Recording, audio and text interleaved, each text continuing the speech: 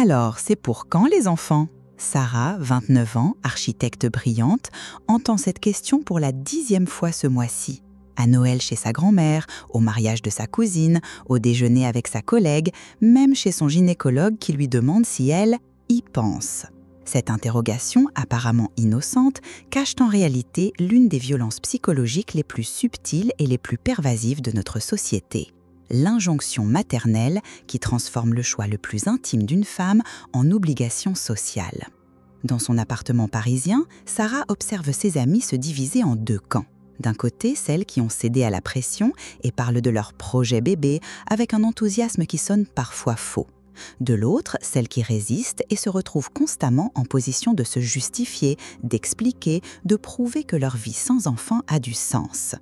Pourquoi je dois me justifier de ne pas vouloir d'enfant alors qu'aucune mère ne doit justifier pourquoi elle en veut, se demande-t-elle en scrollant des commentaires haineux sous un post de femme child-free. Cette pression invisible mais constante révèle l'un des derniers bastions du contrôle patriarcal, l'idée que le corps féminin n'appartient pas vraiment à la femme, mais à la société, à la famille, à l'espèce. Que sa valeur se mesure à sa capacité et à sa volonté de reproduction, que son épanouissement passe nécessairement par la maternité, comme si des millénaires d'évolution sociale n'avaient rien changé à sa fonction première. Cette injonction ne s'exprime plus aujourd'hui par la force brute ou la contrainte légale, nos sociétés sont trop sophistiquées pour cela. Elle opère par un système complexe de culpabilisation, de chantage affectif, de manipulation psychologique qui fait croire aux femmes qu'elles choisissent librement ce qui leur est en réalité imposé. C'est le génie pervers des sociétés modernes, faire intérioriser la contrainte jusqu'à ce qu'elle ressemble à un désir authentique. Jung nous a enseigné que les archétypes collectifs peuvent devenir des prisons quand ils ne sont plus questionnés. L'archétype de la femme-mère s'est transformé en piège psychologique où toute femme qui ne correspond pas au modèle se retrouve marginalisée, pathologisée, culpabilisée.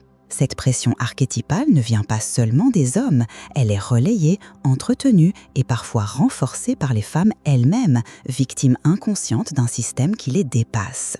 Sarah fait partie de cette génération de femmes qui refusent de sacrifier leur autonomie sur l'autel de la reproduction. Diplômées, indépendantes, conscientes de leurs droits, elles découvrent que la liberté théorique et la liberté réelle sont 2 choses différentes. Que dire non à la maternité exige une force psychologique considérable pour résister aux pressions familiales, sociales, médicales qui s'abattent sur elles dès qu'elles franchissent le cap des 25 ans. Cette résistance n'est pas de l'égoïsme, c'est de l'héroïsme.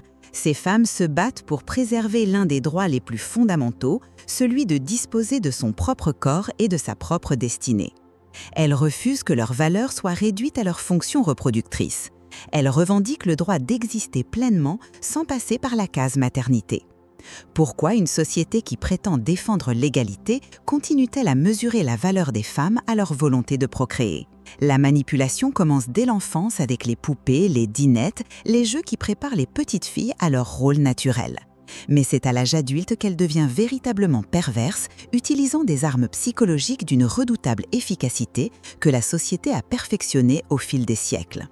L'arme la plus sophistiquée est celle de l'instinct maternel, cette pseudo-vérité scientifique qui voudrait que toutes les femmes soient naturellement programmées pour désirer des enfants. Émilie, 32 ans, professeure de philosophie, en fait l'expérience douloureuse lors d'un dîner de famille. « C'est plus fort que toi, l'instinct maternel va finir par se réveiller », lui assène sa tante avec un sourire condescendant. « Tu ne peux pas lutter contre la nature ». Cette phrase, répétée ad nauseam, transforme le choix de ne pas avoir d'enfant en pathologie, en dysfonctionnement, en déni de sa propre essence féminine. Émilie connaît pourtant l'histoire. Cet instinct prétendument universel est une construction sociale relativement récente. Avant le 19e siècle, on ne parlait pas d'instinct maternel, mais de devoir maternel.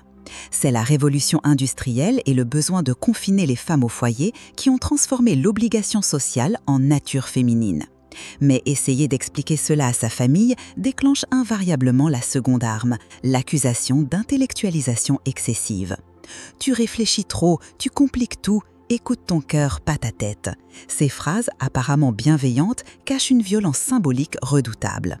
Elles invalident l'intelligence féminine, suggèrent que les femmes qui questionnent la maternité sont déconnectées de leur essence, qu'elles ont été corrompues par trop d'éducation ou trop de féminisme.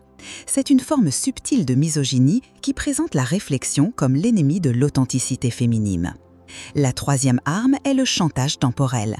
Tu vas le regretter, l'horloge biologique ne t'attend pas, dans 10 ans il sera trop tard.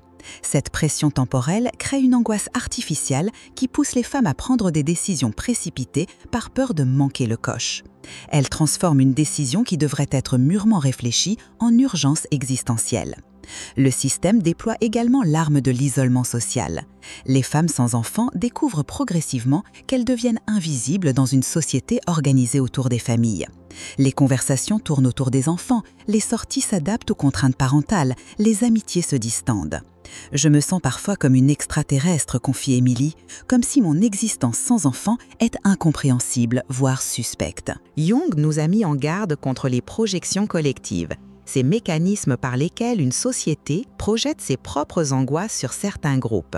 Les femmes child-free deviennent les réceptacles de toutes les peurs sociales, peur du déclin démographique, peur de l'individualisme, peur de la remise en question des traditions. Elles sont transformées en boucs émissaires d'une société qui ne sait plus très bien comment concilier liberté individuelle et reproduction de l'espèce. La plus perverse de ces armes reste l'infantilisation. Tu changeras d'avis, tu es encore jeune, quand tu auras mûri, tu comprendras. Ces phrases nient la capacité des femmes à prendre des décisions définitives sur leur propre vie, les maintiennent dans un éternel statut de mineurs qui ne savent pas ce qui est bon pour elles. Comment une société peut-elle prétendre respecter l'autonomie féminine tout en déployant un arsenal aussi sophistiqué pour la saper ? Une femme qui n'a pas d'enfant ne peut pas vraiment comprendre l'amour. Cette phrase, Camille l'a entendue lors d'un déjeuner entre collègues, prononcée avec cette assurance tranquille que donnent les certitudes non questionnées. À 35 ans, cette chirurgienne cardiaque vient de sauver 3 vies cette semaine, mais selon cette logique, son existence reste incomplète, son cœur sous-développé, son humanité diminuée. Cette hiérarchisation implicite de l'amour révèle l'un des mythes les plus tenaces de notre société, l'idée que la maternité serait l'aboutissement ultime de l'existence féminine, l'expérience qui révélerait enfin aux femmes leur vraie nature. Ce mythe transforme toutes les autres formes d'accomplissement en pâles substituts, en consolation pour celles qui auraient raté leur véritable destinée. Camille observe autour d'elle cette hiérarchie invisible mais omniprésente. Ses collègues mères bénéficient d'une légitimité sociale qu'elle n'aura jamais, une forme de respect automatique pour leur sacrifice et leur don de soi. Peu importe qu'elle passe ses nuits à recoudre des cœurs, qu'elle ait consacré 15 ans de sa vie à sauver des vies humaines, elle reste dans la catégorie des femmes inaccomplies, celles qui n'ont pas accédé au niveau supérieur de l'existence. Cette mythologie de la réalisation maternelle s'appuie sur un détournement pervers de concepts psychologiques légitimes. Oui, l'amour parental peut être transformateur. Oui, s'occuper d'un être vulnérable peut révéler des aspects de soi-même jusque-là ignorés. Mais présenter cette expérience comme la seule voie d'accès à la plénitude humaine relève de la manipulation idéologique. L'histoire de Lucie, sa meilleure amie, l'a d'ailleurs profondément marquée. Lucie a eu 2 enfants pour devenir complète, selon ses propres mots. 5 ans plus tard, épuisée par des nuits sans sommeil, rongée par la culpabilité de ne pas être une assez bonne mère, elle confie à Camille « Je pensais que ça allait me révéler à moi-même. En fait, j'ai l'impression d'avoir perdu qui j'étais. » Cette désillusion tragique révèle le danger de fonder une décision aussi importante sur un mythe social plutôt que sur un désir authentique. Le plus pervers dans cette mythologie, c'est qu'elle transforme la maternité elle-même en performance. Les femmes ne deviennent pas mères pour l'amour des enfants, mais pour correspondre à l'image sociale de la femme accomplie. Elles font des enfants pour prouver leur normalité, leur générosité, leur capacité d'amour. La maternité devient un badge social plutôt qu'un choix du cœur. Camille a développé une réflexion personnelle sur cette question. Si j'avais des enfants maintenant, ce serait pour faire taire les jugements, pas par désir authentique. Et quel cadeau pourri ce serait pour ces enfants d'être nés pour résoudre l'insécurité sociale de leur mère. Cette lucidité dérange car elle met le doigt sur un tabou. Combien d'enfants naissent pour combler les attentes sociales plutôt que pour être aimés pour eux-mêmes? Jung nous a enseigné que les mythes collectifs peuvent devenir pathologiques quand ils cessent de servir l'individuation pour servir la conformité. Le mythe de la réalisation maternelle empêche les femmes d'explorer d'autres voies d'accomplissement, d'autres formes d'amour, d'autres manières de contribuer au monde. Ces femmes qui refusent la maternité obligatoire ne sont pas des êtres diminués. Elles sont peut-être les pionnières d'une nouvelle forme de féminité, débarrassée des injonctions archaïques, libre d'inventer sa propre voie vers la plénitude. Elles explorent des territoires psychologiques inédits, créent de nouveaux modèles de réalisation féminine. Pourquoi une société évoluée continue-t-elle à enfermer la moitié de l'humanité dans un modèle unique de réalisation? C'est dans votre nature de femme. Cette phrase, le docteur Martineau l'a prononcée avec l'autorité que lui confèrent ses 40 ans de gynécologie. Face à lui, Anna, 28 ans, venait demander une ligature des trompes. À votre âge, vous ne pouvez pas prendre une décision si définitive. L'instinct maternel va forcément se réveiller. Anna est repartie sans sa prescription, mais avec une leçon magistrale sur l'une des formes les plus sophistiquées de contrôle féminin, l'invocation de la nature pour nier l'autonomie. Cette manipulation par la biologie transforme le corps féminin en prison déterministe. Selon cette logique, les femmes seraient esclaves de leurs hormones, programmées par l'évolution, incapables de s'élever au-dessus de leurs instincts primitifs. C'est une forme raffinée de misogynie qui présente la biologie comme un destin incontournable, mais curieusement seulement pour les femmes. Anna a passé des mois à déconstruire cette pseudo-science. Elle a découvert que cet instinct maternel universel était une invention récente, que de nombreuses sociétés traditionnelles considéraient la maternité comme un apprentissage plutôt qu'un instinct, que même chez les animaux, le comportement maternel était largement influencé par l'environnement social. Mais cette recherche intellectuelle la fatigue. Pourquoi doit-elle prouver scientifiquement son droit à disposer de son propre corps? L'argument de la nature féminine sert aussi à culpabiliser les femmes qui éprouvent de l'ambivalence vis-à-vis de la maternité. Sophie, 31 ans, ose confier à sa sœur qu'elle ne se sent pas particulièrement attirée par les bébés. « C'est bizarre, normalement les femmes fondent devant les enfants », lui répond cette dernière avec inquiétude.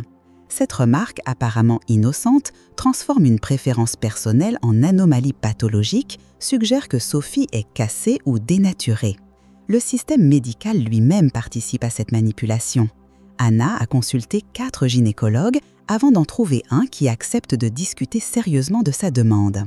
Les autres l'ont renvoyée avec des variations de la même condescendance. « Vous êtes trop jeune, vous n'avez pas encore rencontré le bon, vos hormones vont changer votre perspective. » Comme si son cerveau était incapable de prendre une décision rationnelle sur son propre avenir. Cette infantilisation médicale révèle un double standard troublant. Un homme de 28 ans qui demanderait une vasectomie rencontrerait des réticences, mais pas cette condescendance systématique. On ne lui expliquerait pas que son instinct paternel va nécessairement se réveiller, qu'il est trop jeune pour savoir ce qu'il veut, que sa nature masculine l'appelle à la reproduction. Cette différence de traitement révèle que la société considère toujours les femmes comme fondamentalement irrationnelles en matière de reproduction. Jung nous a mis en garde contre l'utilisation manipulatrice des archétypes. L'archétype de la grand-mère, détourné de sa fonction psychologique, devient un instrument de contrôle social. Il ne s'agit plus d'honorer la puissance créatrice féminine, mais de l'enfermer dans une fonction unique. Anna a développé sa propre philosophie. Ma nature de femme, c'est justement d'avoir un cerveau qui peut choisir au-delà de mes instincts supposés. Si j'étais vraiment gouvernée par ma biologie, je serais encore en train de cueillir des baies dans la savane. Cette réappropriation de la nature féminine dérange car elle rend aux femmes leur statut d'être rationnelles et autonomes. Le plus révoltant dans cette manipulation, c'est qu'elle transforme la capacité reproductive en obligation. Avoir des ovaires devient synonyme de devoir s'en servir. C'est comme si on disait à un pianiste qu'il est obligé de jouer parce qu'il a des doigts, à un coureur qu'il doit participer au marathon parce qu'il a des jambes. La capacité n'implique pas l'obligation. Ces femmes qui résistent à l'injonction maternelle nous rappellent une vérité fondamentale. La vraie nature humaine, c'est la liberté de choisir sa destinée au-delà des déterminismes biologiques ou sociaux. Depuis quand avoir un utérus est-il devenu un contrat d'utilisation obligatoire ? Tu vas finir vieille et seule. Cette prophétie sinistre, Marie l'entend depuis qu'elle a 30 ans. À 42 ans maintenant, professeure d'université respectée, entourée d'amis fidèles, voyageant 4 fois par an et parlant 3 langues, elle constate l'ironie. Ce sont souvent les mères isolées dans leur routine familiale qui lui envient sa liberté. Mais la société a besoin de ces menaces pour maintenir la pression sur les récalcitrantes. La stigmatisation des femmes child-free repose sur un arsenal de clichés soigneusement entretenus. Elle serait égoïste, comme si consacrer sa vie à l'enseignement, à la médecine, à l'art ou à toute autre contribution sociale était moins généreux que faire des enfants.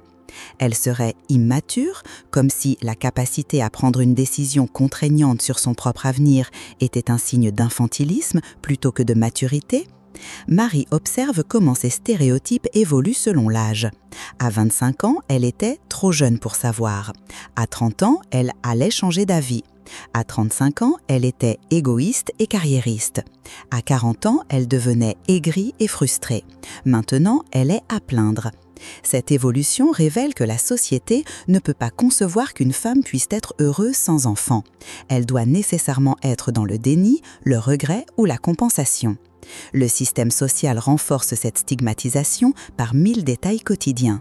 Les formulaires administratifs qui demandent le nombre d'enfants comme information standard.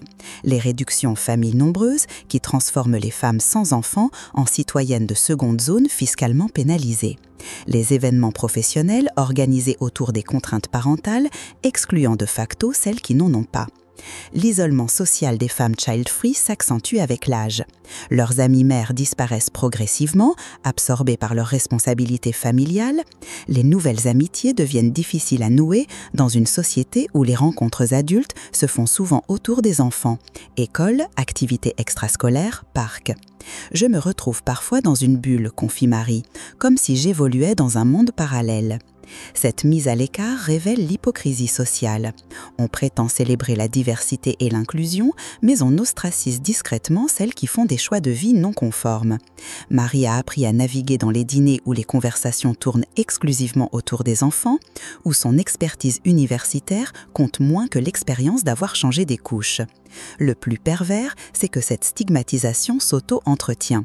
Plus les femmes child-free sont marginalisées, plus elles semblent différentes, confirmant les préjugés sur leur anormalité.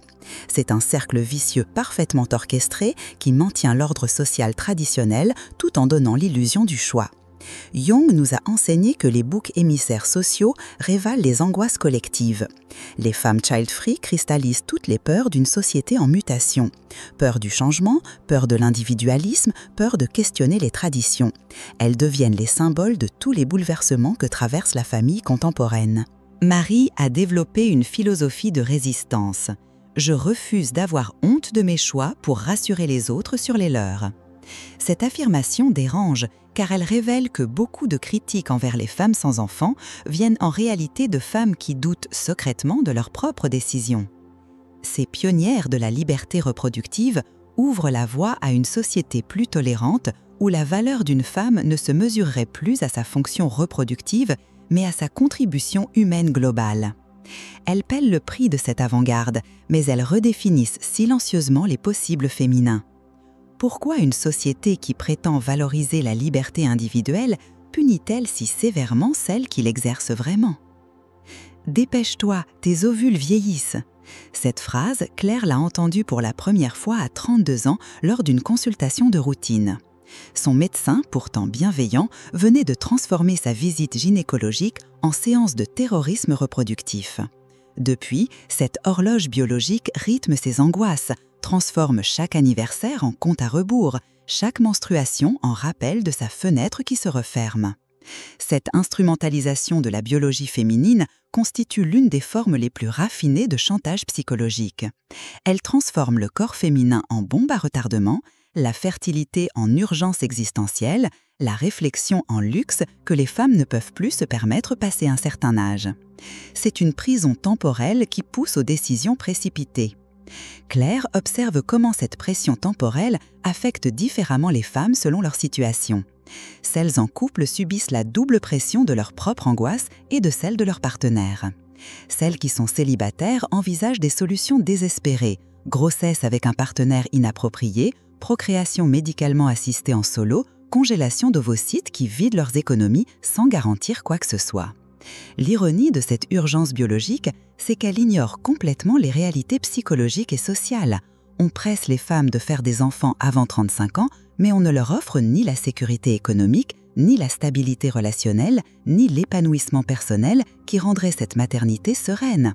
C'est un double bind pervers. Fais des enfants maintenant, mais démerde-toi pour que ce soit dans de bonnes conditions. L'amie de Claire, Nathalie, illustre parfaitement cette schizophrénie sociale. À 34 ans, en CDD depuis 3 ans, dans une relation instable, elle se force à essayer parce que le temps presse. Je sais que ce n'est pas le bon moment, mais j'ai peur que le bon moment n'arrive jamais, confie-t-elle, les larmes aux yeux. Cette phrase révèle l'absurdité d'un système qui préfère des maternités subies aux bonnes conditions plutôt que des non-maternités choisies. Les bonnes maternités choisies. Cette phrase révèle l'absurdité d'un système qui préfère des maternités subies aux bonnes conditions plutôt que des non-maternités choisies. Claire a découvert que les femmes italiennes ou espagnoles qui font leurs premiers enfants en moyenne à 32-33 ans ne semblent pas plus malheureuses que les Françaises pressées de procréer à 28 ans. Cette urgence artificielle révèle aussi une profonde misogynie. Elle sous-entend que les femmes sont incapables de prendre des décisions rationnelles sur leur propre corps et ont besoin qu'on leur rappelle constamment les contraintes biologiques. Un homme de 45 ans qui veut des enfants n'entend jamais parler de ses spermatozoïdes vieillissants. Pourtant, la qualité du sperme décline aussi avec l'âge. Jung nous a appris que l'angoisse temporelle peut être utilisée comme instrument de manipulation. En créant un sentiment d'urgence artificielle, on court-circuite la réflexion, on pousse aux décisions émotionnelles plutôt que rationnelles. L'horloge biologique devient une arme psychologique qui prive les femmes de leur libre arbitre. Claire a fini par développer sa propre philosophie temporelle. Si j'ai des enfants, ce sera parce que j'en veux vraiment, pas parce que mes ovaires ont un agenda. Cette reconquête de son rythme personnel dérange, car elle remet en question l'idée que la biologie doit dicter les choix de vie. Certaines femmes découvrent que cette fameuse urgence était en partie artificielle. Elles font des enfants à 38, 40, voire 42 ans, dans de meilleures conditions psychologiques et matérielles que si elles avaient cédé à la pression à 30 ans. D'autres assument de ne plus en vouloir et découvrent qu'on peut être parfaitement heureuse avec des ovaires périmés. Depuis quand la biologie féminine est-elle devenue une question d'urgence nationale nécessitant un rappel permanent ? « Je m'inquiète pour toi ». Cette phrase, Paul l'a prononcée avec cette sincérité qui rend la manipulation encore plus perverse. Face à lui, sa sœur Isabelle, 36 ans, directrice d'ONG, vient d'annoncer qu'elle n'aura jamais d'enfant. « Tu vas le regretter », poursuit-il. « Qui va s'occuper de toi quand tu seras vieille ?» Cette inquiétude fraternelle masque en réalité l'une des formes les plus sophistiquées de contrôle patriarcal, celui qui se déguise en protection masculine. Cette bienveillance toxique révèle la persistance d'un schéma archaïque, l'homme qui sait ce qui est bon pour la femme mieux qu'elle-même. Paul n'imagine pas une seconde qu'Isabelle puisse avoir réfléchi à sa décision, pesé le pour et le contre, construit une vision cohérente de son avenir. Pour lui, elle est forcément dans l'erreur, aveuglée par son émotionnel ou son idéologie féministe. Isabelle observe comment cette protection masculine s'exprime différemment selon les liens familiaux. Son père évoque ses regrets futurs, avec une autorité paternelle qui ne souffre pas la contradiction. Son ex-mari lui avait dit qu'elle changerait d'avis quand elle mûrirait. Ses collègues masculins compatissent à sa solitude, avec une condescendance qui les valorise. Tous parlent d'elle comme d'une enfant qui fait un caprice, pas comme d'une adulte qui fait un choix. Cette infantilisation genrée s'appuie sur des stéréotypes tenaces. Les hommes seraient rationnels, capables de décisions définitives et réfléchies. Les femmes seraient émotionnelles, changeantes, incapables de penser au-delà de leurs états d'âme du moment. Cette grille de lecture transforme automatiquement tout choix féminin non conforme en phase transitoire à corriger. Le plus pervers, c'est que cette protection masculine s'accompagne souvent d'une déresponsabilisation totale des hommes dans les questions reproductives. Paul s'inquiète pour l'avenir d'Isabelle, mais n'a jamais questionné ses propres choix de père absent, trop occupé par sa carrière pour s'investir vraiment auprès de ses enfants. Cette asymétrie révèle que la pression reproductive pèse exclusivement sur les femmes. Isabelle a remarqué que les hommes de sa génération maîtrisent parfaitement le vocabulaire progressiste tout en maintenant des réflexes de contrôle archaïques. Ils se disent féministes, défendent l'égalité salariale, partagent les tâches ménagères, mais dès qu'une femme remet en question la maternité, leurs réflexes patriarcaux ressurgissent. C'est comme s'ils avaient intégré intellectuellement l'égalité, mais pas émotionnellement, analyse-t-elle. Cette résistance masculine révèle aussi une angoisse profonde. Si les femmes cessent de définir leurs valeurs par la maternité, quel rôle reste-t-il aux hommes dans l'économie reproductive ? Si elles construisent des vies épanouies sans enfants, que devient le modèle familial traditionnel qui donnait aux hommes leur statut de chef de famille ? Cette remise en question déstabilise un ordre millénaire.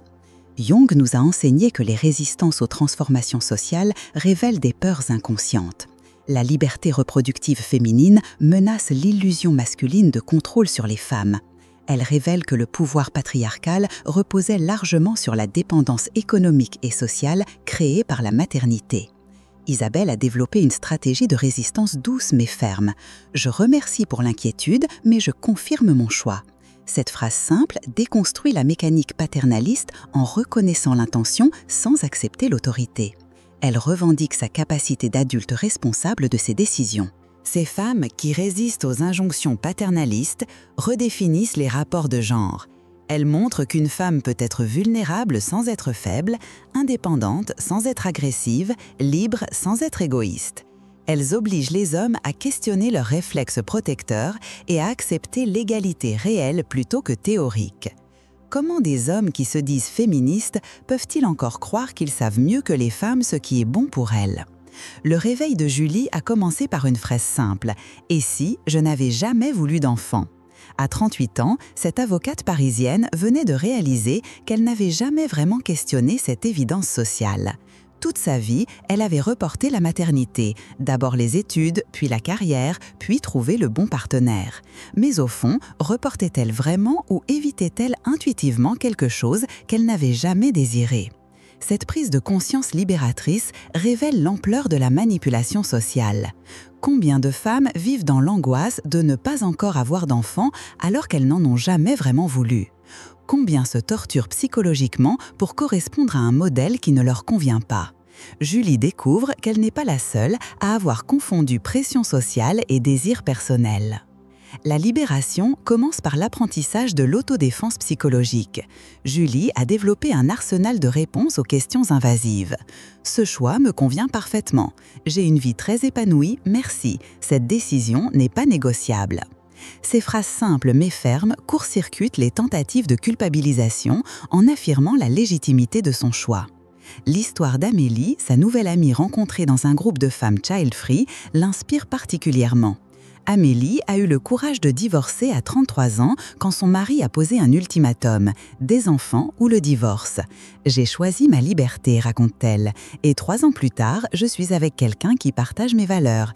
J'ai failli sacrifier mon bonheur pour éviter une rupture. » Cette histoire révèle que renoncer à la pression sociale peut ouvrir des possibilités inattendues. La sororité entre femmes child-free devient cruciale dans ce processus de libération. Julie découvre tout un réseau de femmes brillantes, épanouies, généreuses, qui ont choisi des vies différentes. Médecins qui consacrent leur énergie à soigner, artistes qui créent sans contrainte familiale, entrepreneuses qui changent le monde, professeurs qui transmettent à des centaines d'étudiants. Leur exemple prouve qu'on peut contribuer à l'humanité autrement qu'en procréant. Cette communauté développe aussi des stratégies collectives de résistance. Elles organisent des événements adultes only, créent des réseaux professionnels qui ne tournent pas autour des contraintes parentales, s'entraident face aux pressions familiales. Nous créons l'espace social qui nous manquait, explique Julie. Jung nous a enseigné que l'individuation passe parfois par la rupture avec les attentes collectives. Ces femmes accomplissent un processus d'individuation courageuse en choisissant leur authenticité plutôt que la conformité. Elles révèlent qu'il existe de multiples façons d'être une femme épanouie. Julie observe aussi l'évolution de sa famille. Ses parents, initialement inquiets, finissent par accepter et même admirer son indépendance. « Je préfère que tu n'aies pas d'enfant plutôt que d'en avoir par obligation », lui dit finalement sa mère. Cette évolution prouve que les mentalités peuvent changer quand on donne l'exemple de la cohérence. La libération passe aussi par la réappropriation du langage. Au lieu de « je ne veux pas d'enfant », formulation négative, Julie dit désormais « j'ai choisi une vie sans enfant », formulation positive. Au lieu de se justifier, elle revendique. Ce changement sémantique révèle une transformation psychologique profonde. Ces pionnières de la liberté reproductive redéfinissent silencieusement le possible féminin. Elles prouvent qu'une femme peut être généreuse sans être mère, accomplie sans procréer, aimante sans maternelle. Elles ouvrent la voie à une société où la valeur humaine ne se mesure plus à la fonction reproductive. Leur combat n'est pas contre la maternité, c'est pour la liberté de choisir. Elles se battent pour que chaque femme puisse décider en conscience, sans pression sociale, familiale ou médicale. Pour que les mères le soient par désir authentique et les non-mères par choix assumé. L'avenir appartient peut-être à cette génération de femmes libres qui prouvent chaque jour qu'on peut être pleinement humaine avec ou sans enfant, que la contribution au monde prend 1000 formes, que l'amour ne se mesure pas en nombre de descendants. Alors, à vous qui lisez ceci, avez-vous vraiment choisi votre rapport à la maternité ou avez-vous intériorisé des injonctions sociales ? Partagez en commentaire votre réflexion sur ces pressions invisibles. Ensemble, nous pouvons créer un espace où chaque choix de vie est respecté. Rappelez-vous, la vraie liberté, c'est pouvoir dire non autant que oui. Et une société qui respecte vraiment les femmes respecte tous leurs choix, y compris celui de ne pas devenir mère.